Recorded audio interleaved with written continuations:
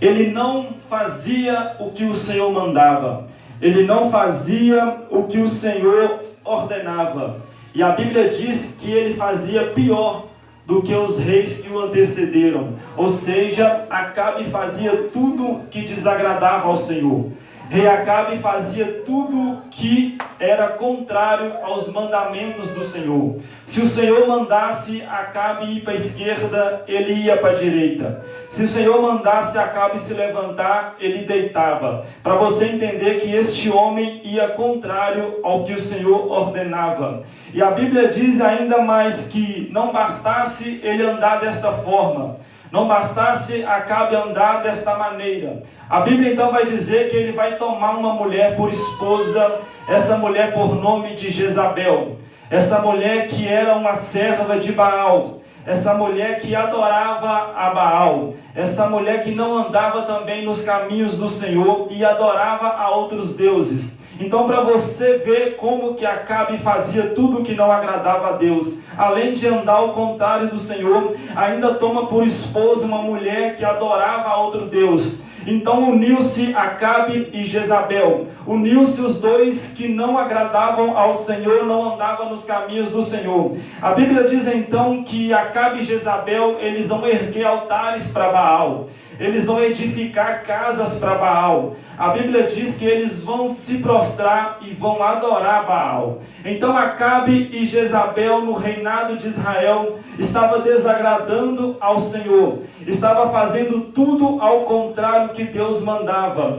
Tudo que Deus desagradava, Acabe e Jezabel fazia questão de fazer. Mas o que alegra o meu coração é que naquela mesma época vivia também Elias. Naquela mesma época o profeta Elias também estava aqui. Só que a Bíblia não faz menção de Elias no capítulo 16. A Bíblia não menciona o nome do profeta Elias no capítulo 16. Mas a minha mente, quem é pregador sabe que a mente do pregador, ela vai e entra dentro da história e ela nos permite conjecturar para você entender como o profeta Elias entra no cenário bíblico. Enquanto Acabe e Jezabel se prostrava diante de Baal, enquanto Acabe e Jezabel adoravam a outros deuses, eles também incentivavam o povo a adorar outros deuses. Ele também incentivava o povo a se prostrar diante de Baal, porque Acabe era na terra a autoridade maior sobre a nação de Israel. Então, quando aquela autoridade fazia algo, automaticamente algumas pessoas também seguiam a autoridade maior na terra, que era Acabe. Então, quando Acabe se prostrava diante de Baal, quando Jezabel se prostrava diante de Baal, algum dos povos, algum da nação de Israel também se prostrava, também adorava Baal. Só que existia um que estava guardado, existia um que estava separado, existia um que não se prostrava, e esse era Elias. A Bíblia não faz menção do nome dele no capítulo 16, mas eu posso imaginar a atitude de Elias, eu posso imaginar o que o profeta Elias fazia. Enquanto Acabe se prostrava a Baal, Elias se prostrava ao Deus Todo-Poderoso. Enquanto Acabe adorava Baal, Elias em seu lugar se prostrava ao Senhor. Mas como é que acontecia? Era o seguinte: Acabe prostrava diante de Baal e Elias se prostrava diante do Senhor. Acabe fazia tudo o que desagradava ao Senhor, mas Elias prostrado dizia: Senhor, eu não vou me corromper, Senhor, eu não vou me prostrar diante de Baal. Então nos dias atuais não está diferente. O mundo está aí, as paixões do mundo estão aí, o deleite do mundo está aí. Quantos não estão se curvando para o mundo? Quantos não estão se curvando para os pecados deste mundo? Olha aí o coronavírus jogando muitas máscaras por terra. Por quê? Porque quantos se prostraram diante do coronavírus e não se prostraram diante do Senhor? Quantos se prostraram diante do pecado e deixaram de adorar o Senhor? Mas o que alegra o meu coração, pastor Valdeci, é que enquanto os muitos estão prostrando para o mundo, enquanto os muitos estão prostrando para o pecado, existe uma igreja que não adora outros deuses, existe uma igreja que não se prostra diante do pecado, existe uma igreja que o mundo pode estar aí, mas a igreja não se prostra diante do mundo, a igreja não se prostra diante do pecado.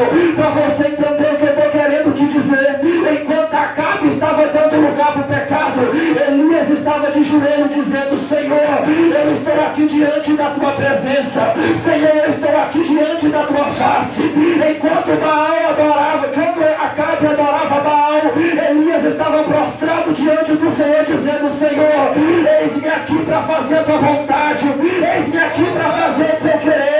Enquanto o mundo adorava Baal, Elias prostrado dizendo: Senhor, se precisar eu estou na posição, Senhor, se precisar me chama. Então nessa noite me alegra o meu coração de ver você aqui prostrado diante do Senhor, prostrado diante do Rei dos Reis, Senhor dos Senhores. E eu tenho certeza que quantas oportunidades você teve de se prostrar diante do pecado, quantas oportunidades você teve de estar lá no mundo, mas você escolheu estar na presença do Senhor, você escolheu estar diante do Senhor. E eu tenho certeza que o céu está aberto sobre a tua vida aqui neste lugar. Glória a Deus.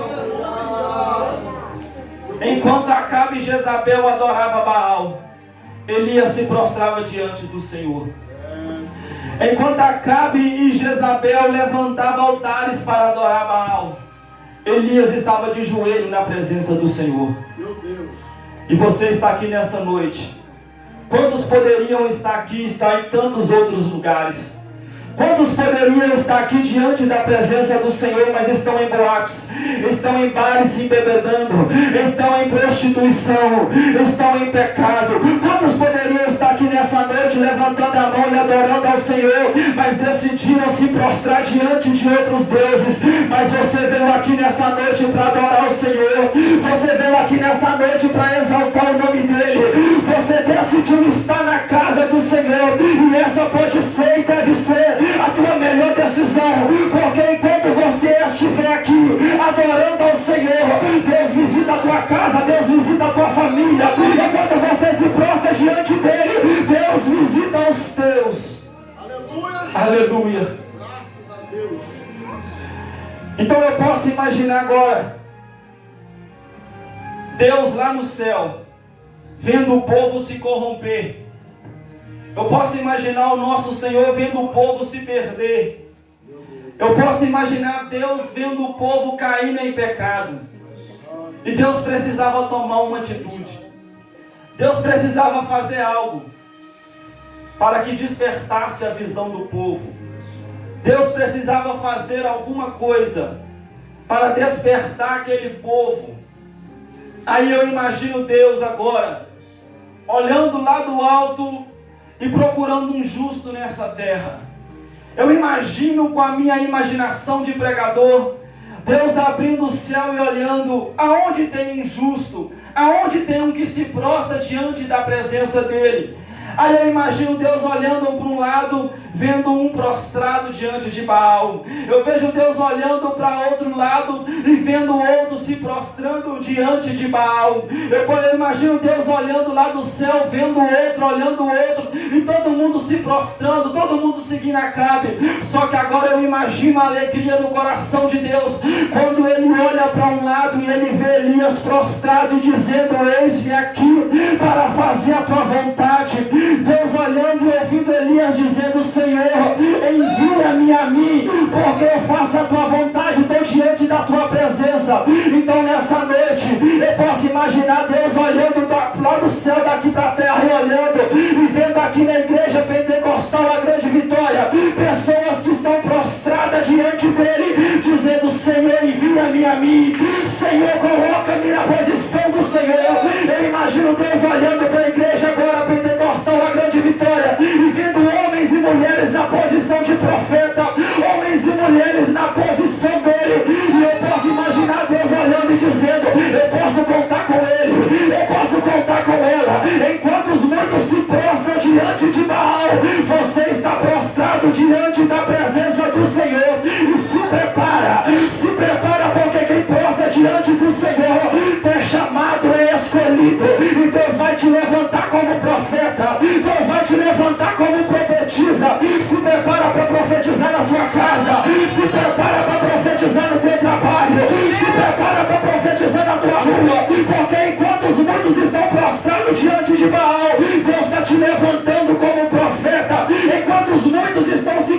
corrompendo, Deus está te colocando de pé como profeta. Eu imagino Deus olhando para Elias e dizendo: é ele. Eu imagino Deus olhando para Elias e dizendo: é esse que eu vou usar para despertar o meu povo. Aleluia. Eu imagino agora, a Bíblia não diz isso, é imaginação, é conjectura. Deus colocando Elias de pé e dizendo: eu vou te usar. Eu te levanto como profeta. Eu te coloco na posição de profeta sobre Israel. E Deus vai enviar Elias diante de Acabe. Deus vai enviar Elias diante do rei de Israel. Entramos agora no capítulo de número 17. Após todo esse acontecimento, após toda essa história, Elias agora está de pé na posição de profeta. Elias está agora de pé diante da face do Senhor. E a minha Bíblia, a sua Bíblia vai dizer que Elias, o tibista, ele vai se colocar diante da presença de Acabe, face a face com Acabe, face a face com aquele que estava se corrompendo. E profeta que é profeta olha no olho para profetizar. Profeta que é profeta olha olho a olho para falar o que Deus manda. E Elias agora estava diante da face de Acabe, frente a frente com Acabe. E Elias vai lançar uma profecia. Elias vai falar aquilo que estava no seu coração. Diante de Acabe, Elias vai começar a profetizar. Elias vai dizer: como vive o Senhor meu Deus, que diante da face estou. A minha Bíblia diz que diante dele estou de pé. Repare que Elias está de pé diante do Senhor. Elias está de pé diante da face do Senhor. Ele vai dizer: como vive o meu Senhor, que diante da face estou. Não haverá orvalho, nem chuva sobre Israel. Para você entender o início dessa profecia, Baal, o Deus que Acabe e Jezabel adorava, era conhecido como o Deus da chuva e da fertilidade. Então Elias agora vai afrontar Baal. Por quê? Porque Elias vai dizer: não haverá orvalho e nem chuva sobre Israel. Em outras palavras, Elias estava dizendo: eu quero ver se Baal faz alguma coisa agora. Eu quero ver se Baal manda chuva, manda orvalho diante da nação de Israel. Elias disse: não haverá chuva e nem orvalho diante de Israel, segundo a minha palavra. Meu Jesus. Repare que Elias não disse segundo a palavra do Senhor. Elias disse segundo a minha palavra. Em outras palavras, Elias estava afrontando Baal. Eu quero ver se Baal é mesmo Deus da chuva e da fertilidade. Porque a nação de Israel naquela época vivia da colheita e do plantio. Se não tivesse orvalho nem chuva, não tinha colheita. Se não tivesse orvalho nem chuva, não tinha renda, não tinha alimento. E Elias estava dizendo agora diante da face de Acabe: eu quero ver se Baal é Deus mesmo. Eu quero ver se Baal faz alguma coisa mesmo. E como vive o Senhor meu Deus, que diante da face estou, não haverá chuva e nem orvalho, segundo a minha palavra. Aí agora eu olho para o céu, vejo Deus vendo aquela cena, e Deus olhando e dizendo: agora sim, levantou-se um profeta sobre Israel. Porque Elias disse segundo a minha palavra. Elias não disse segundo assim diz o Senhor, ou manda-te dizer o Senhor. Só que eu imagino Deus olhando do céu e dizendo assim: se Elias falou, está falado. Se Elias profetizou, está profetizado. Então eu imagino Deus assinando a profecia de Elias no céu e dizendo: se o meu profeta falou que não vai chover, não chove. Se o meu profeta falou que não vai ter orvalho, não vai ter. Sabe por quê? O profeta que é profeta tem intimidade com o Senhor. O profeta que é profeta fala e Deus assina. O profeta que é profeta profetiza e Deus assina embaixo. Glória a Deus. Porque intimidade com Deus, vida com Deus, ela é feita no oculto. A vida com Deus, ela é construída no oculto. E a intimidade com Deus é revelada no altar. Grave isso. Vida com Deus, você constrói no oculto. E a intimidade que você tem com Deus, ela é revelada no altar. Como que eu construo a minha vida no oculto com o Senhor? É como Elias fez.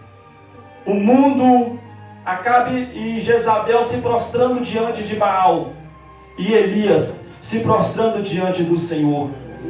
Ninguém via Elias dobrando o seu joelho e orando ao Senhor. Ninguém via Elias jejuando, ninguém via Elias consagrando, ninguém via Elias de joelho dobrado dizendo: eis-me aqui, Senhor. Mas Elias estava construindo uma história com Deus. Elias estava construindo a sua história com o Senhor. E eu quero dizer para você que está aqui nessa noite, que muitos podem não ver o seu momento de oração, muitos podem não ver você jejuando, você consagrando, você se entregando para o Senhor. Quantos já olharam para você e diz: larga disso, vai curtir a sua vida, você é jovem, você é novo, você é nova, larga disso de ser evangélico, vamos para balada, vamos curtir a vida, vamos namorar. Quantos não disseram isso para você já? Mas você decidiu construir uma história com o Senhor. Enquanto muitos se perdem, você constrói uma história com Deus. Enquanto o povo se corrompia, Elias estava construindo a sua história com Deus. Glória! História com Deus se constrói no oculto. História com Deus se constrói quando você fecha a porta do seu quarto, dobra o seu joelho e começa a orar ao Senhor. Você chora, você clama, ninguém vê, mas os olhos do Senhor contemplam cada oração, cada clamor que você faz no oculto. Constrói uma história com Deus. Aí é hora daquela intimidade que você construiu com Deus ser revelada. É hora daquela intimidade que você construiu com o Senhor ser revelada. E como essa intimidade é revelada? É quando você está diante do altar do Senhor. Você ganha uma oportunidade. Você abre a sua boca e Deus fala.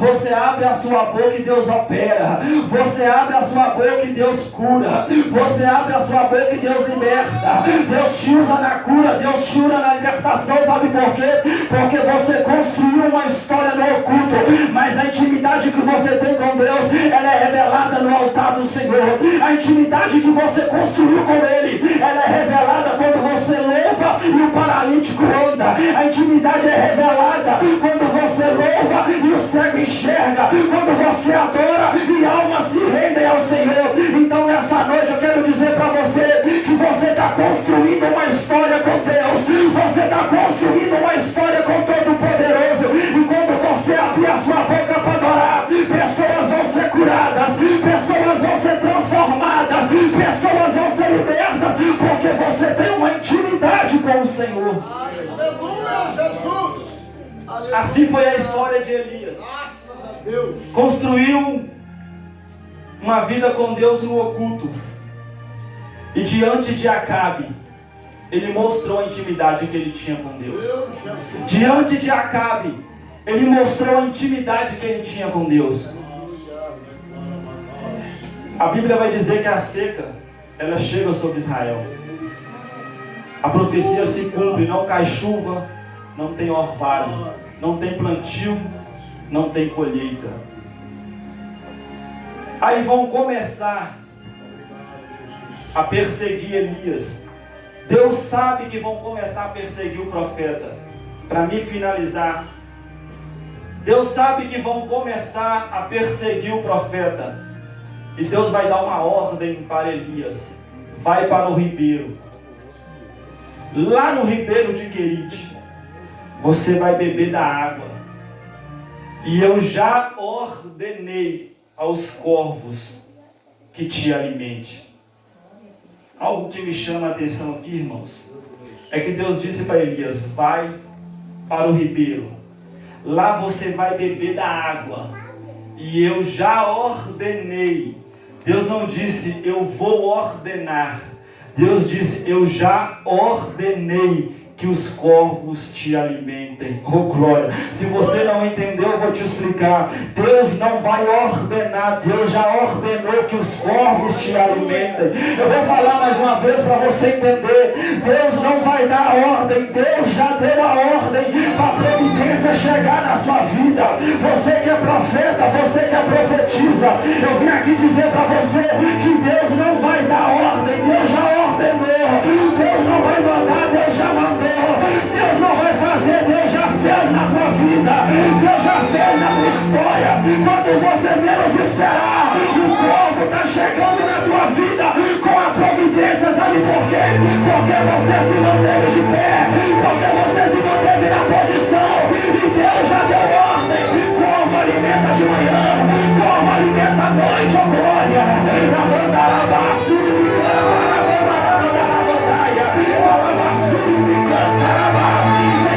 chegando na tua vida, profeta. Tem como chegando na tua vida, profetiza.